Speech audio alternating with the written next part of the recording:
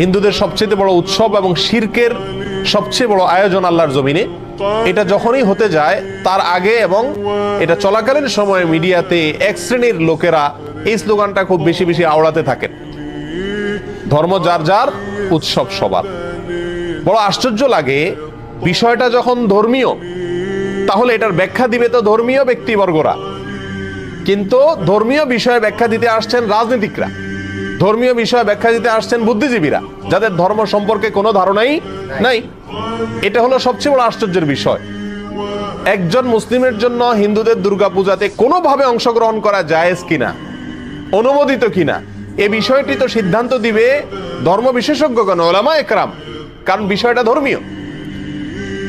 অতএব এটা হলো একটা আশ্চর্যের বিষয়। দ্বিতীয়ত হলো, এই স্লোগানটার মতো অন্তঃসার শূন্য, অযৌক্তিক এবং হাস্যকর আর কোনো স্লোগান হতে পারে না।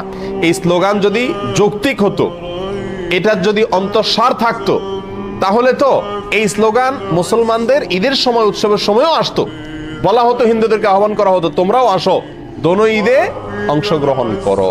অথচ তখন এটা করা হয় না। তাহলে বোঝা গেল উদ্দেশ্যমূলকভাবে শুধু মুসলমানদের ঈমান ধ্বংস করার জন্য এই ষড়যন্ত্রমূলক স্লোগানটি বাজারে চাউর করে রাখা হয়েছে এবং এর পিছনে কিছু ষড়যন্ত্রকারী তথাকথিত বুদ্ধিজীবী এবং রাজনীতিকরা কাজ করছেন। আমরা সকলেই জানি, কোরবানিদের সময় পাক ভারত উপমহাদেশের মানুষ সবচেয়ে বেশি পরিমাণে কোরবানি করে গরু। যদিও গরু ছাড়া অন্যান্য পশু কোরবানি করা যেতে পারে, যেহেতু মুসলমানদের কাছে গরু খাওয়া হালাল, বিধায় গরু কোরবানি করে আমাদের দেশের মানুষ বেশিরভাগ ক্ষেত্রে। আর এই জন্য কোরবানি দিলে মানুষ বলে অনেকে বকরা ঈদ। বাকারা শব্দ, বাকারা আরবি, বাকারা মানে গরু, সেখান থেকে বাকরা ঈদ বলে বা বকরি ঈদ বলে। বাকারা বা বকরি আরবি গরু থেকে, তার মানে গরুর ঈদ। ঈদটাই হলো গরু জবাই করে গরুর গোশত খাওয়া, বিতরণ করার উৎসব।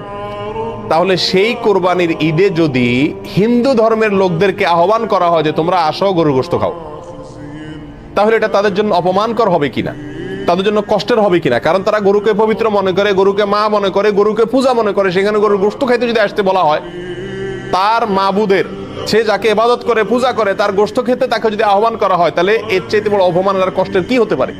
এই কারণেই কোন রাজনৈতিক বা তথাকথিত বুদ্ধিজীবীদের কেউই আহ্বান করে না হিন্দুদেরকে যে আসো, মুসলিমদের সাথে উৎসবে সামিল হয়ে যাও, কারণ উৎসব সবার।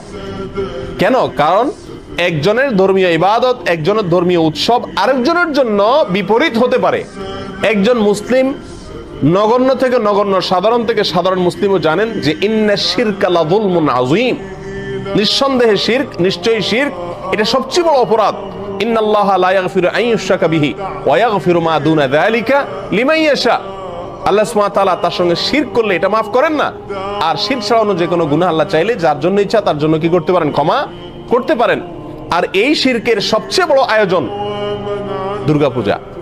এই দুর্গাপূজার অনুষ্ঠান ভিন্ন ধর্মের লোকেরা করছে, হিন্দুরা করছে। একজন মুসলিম হিসেবে আমি তার তাড়াতাড়ি করতে দিতে পারি এতটুকু, কিন্তু তার সে উৎসবে আমি সামিল হওয়া, যোগদান করা, কোনোভাবে অংশগ্রহণ করা, একজন হিন্দুকে কোরবানির ঈদে, বকরা ঈদে গরুর গোশত খেতে আহ্বান করা বা বাধ্য করার মতোই, একই বিষয়, কোনো পার্থক্য নাই।